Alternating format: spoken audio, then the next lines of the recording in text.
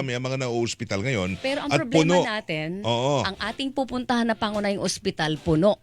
Sabi po ng Ito yung, PGH, yan. overcapacity na lalo na ang kanilang ER, pati beds po nila nagkukulang.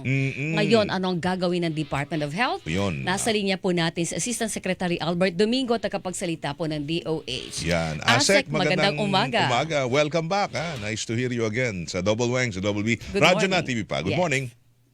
Yes, good morning. Magandang umaga mga kapuso, Weng and Weng at sa lahat po ng mga nakikinig at nanonood. Ganda ng pagkakasegue namin, ASEC, pero sa Diretso, dulo, diba? Oo nga talagang problema natin. Sabi ko nga, ang pangunahing takbuhan natin sa public hospital ang PGH. Pero Yes. so sad to note na siya mismo nagkakaproblema po kasi kulang na yung kanyang pang-serbisyo sa dapat niyang serbisyohan. Ano po ang tugon ng DOH doon sa pagkukulang na sa Department of sa PGH? Wala na pong espasyo sa emergency room. Kulang na rin po ang bed capacity.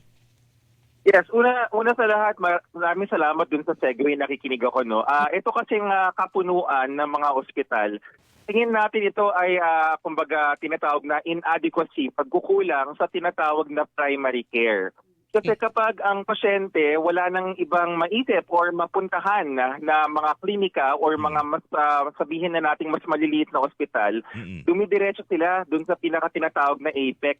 Yes. Ang Philippine General Hospital, by the way, dati ho yung DOH, no, historically na research namin, I think in the early 1940s yata or something, talagang DOH hospital and before, pero nalipat siya sa University of the Philippines Yes. by some legislative act. So matotal, kasama pa rin yan sa network ng ating hospital. Yes. DOH And under. ang tugon ng DOH dyan, yung 21, meron tayong 21 na DOH hospital sa Metro Manila alone, no, yung listahan po yung nailathala namin. Nandyan po lahat ng mga yan. Pinapaalala natin sa lahat ng ating mga kapuso na handa po yung mga yan na tanggapin po ang kanilang mga hinaing, ang kanilang mga kaso para matulungan natin ang PGH na mag-unload muna in the next few days. Hindi ba tayo, wala ba tayong dagdag ho dyan na mga, kasi naalala ko ng pandemic, gumawa tayo ng mga, dagdag na mga wards, di ba? Yung To mga, accommodate yung kasi mga marami. gym, yung mga conference Yes. rooms, ilagyan ng beds, Tama. di ba? Temporary Kasi, beds. partner, the last time na narinig natin na pupuno yan, pandemic time. Oo. Ngayon na lamang ulit na meron gano'n, wala ba tayong nadagdagan ho dyan ng mga pasilidad para mas ma-accommodate pa ng PGH ang mas marami pang mga pasyente? Actually, Sir Weng, mawalang galang sa spokesperson ng PGH. No? Pero kasi ako rin naman, I have seen myself, nagdagdag na po. So yung emergency room ng PGH ngayon ay yung bagong renovate na.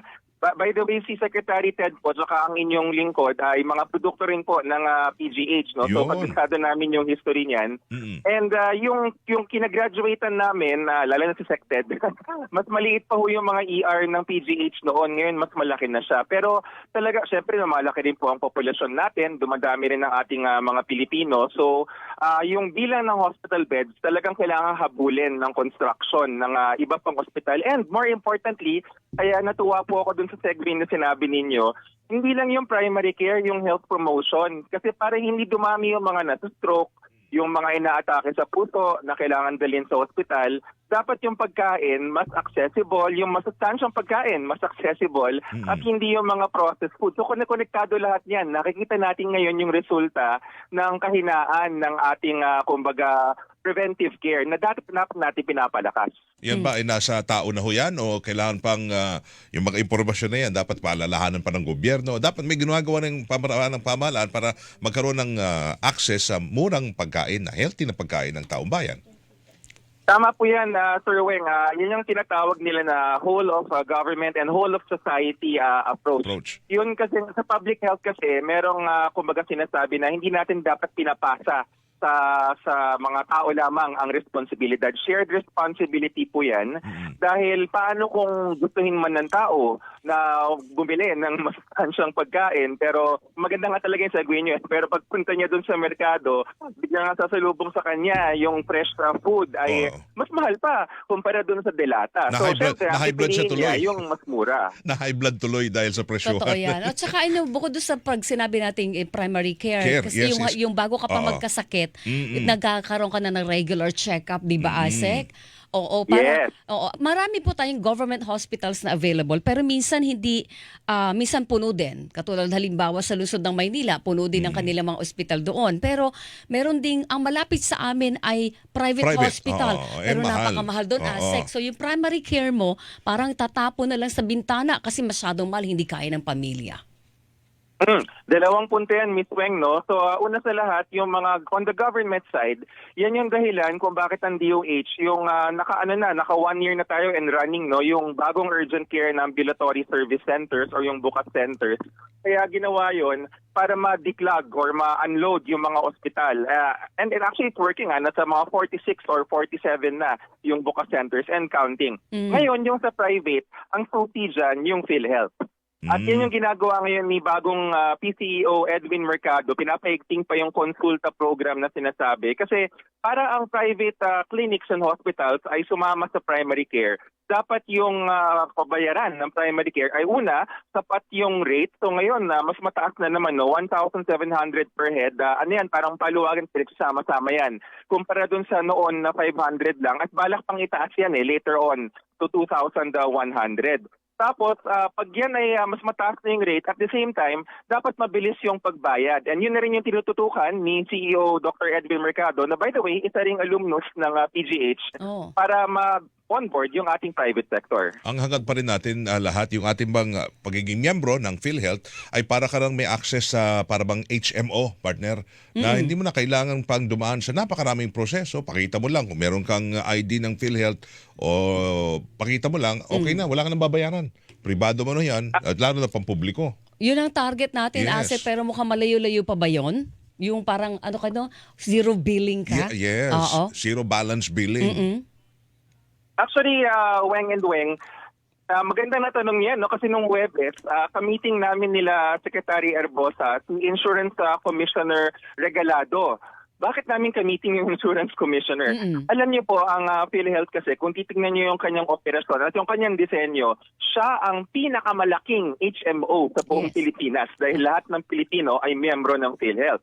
Ang importante ngayon ay kailangan pataasin yung benepisyo niya at siguraduhin yung primary care. Now, habang ginagawa natin yon, may mga iba pang HMO, of course, yung mga private. At yun ang pinag-usapan namin na paano ba natin i-regulate. When you say regulate, hindi yung kikitilin, no? Ang sinasabi natin is, paano natin ikakabit-kabit para ang mga HMO, yung kanilang kontribusyon ay nakalink sa PhilHealth para yung benefit package is mas kompleto.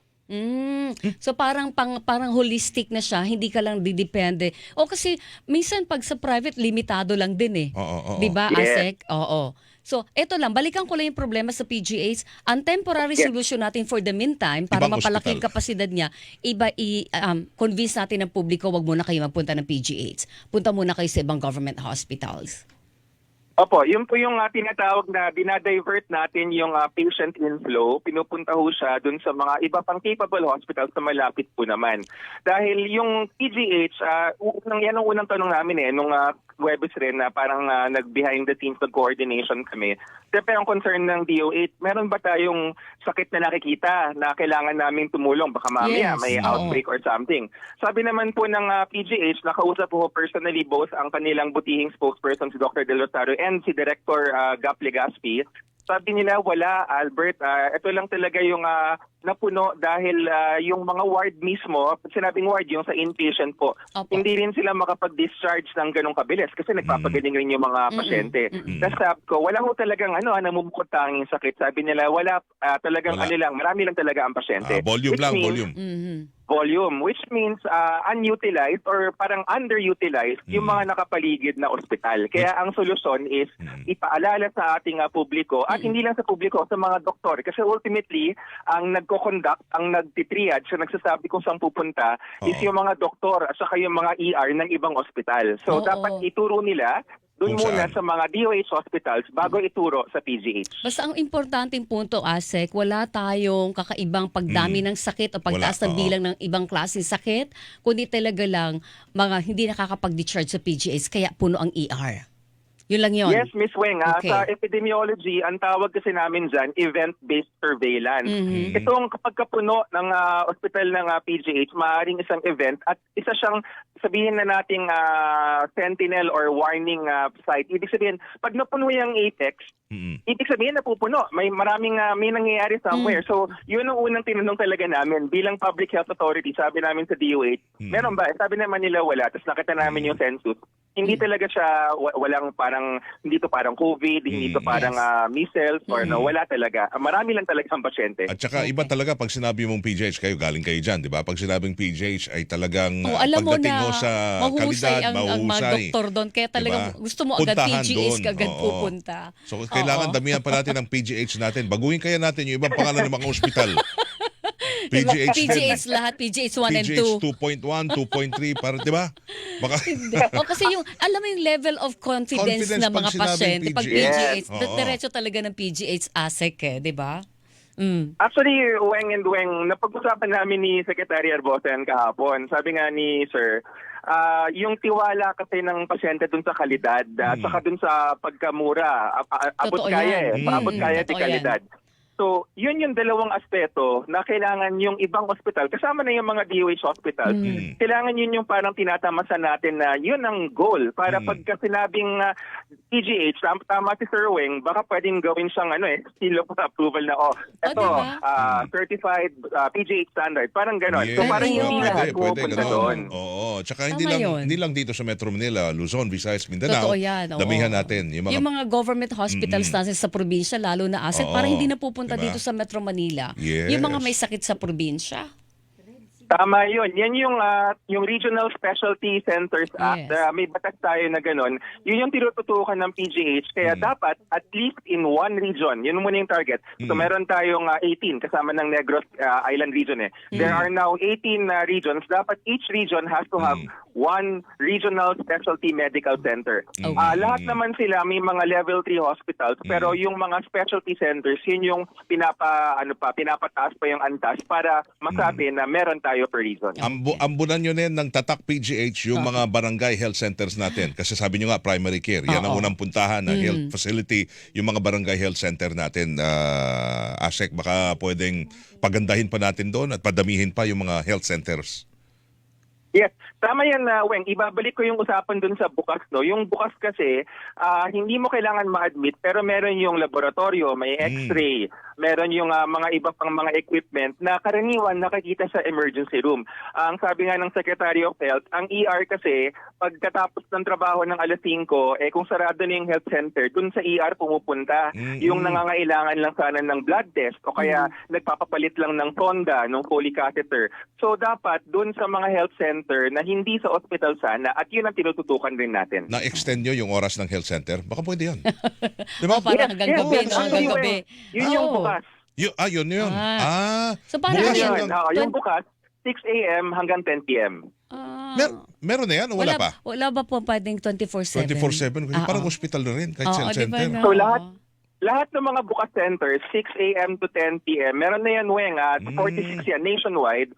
Ang next level, ang next goal is, syempre, subject to logistics, tinetest namin kung kakayanin ng rotation, is yung 24 hours. Kasi Yun. sa ibang bansa, yan ang tinatawag na urgent care center. Yes. Hindi mo kailangan ma-admit, pero 24 hours, kung kaya hinihika ka lang, kaya kailangan mo lang ma-nebulize, doon ka pupunta. Pag-usapan Yes. natin yan sa susunod Oo, maganda yun. Yung bukas na yan. Oo. Parang Yes. bukas ASEC, for the meantime, 24/7. magpapasalamat kami ngayong umaga sa Thank you. oras. Ingat po kayo palagi. Thank you. You're always welcome, Weng and Weng. Magandang umaga, mga kapuso. Good Salamat. morning. ASEC Albert Domingo, ang spokesperson po ng ating Department of Health mga kapuso. Yan, na bukas. Hilingan, walang pinoprotektahan.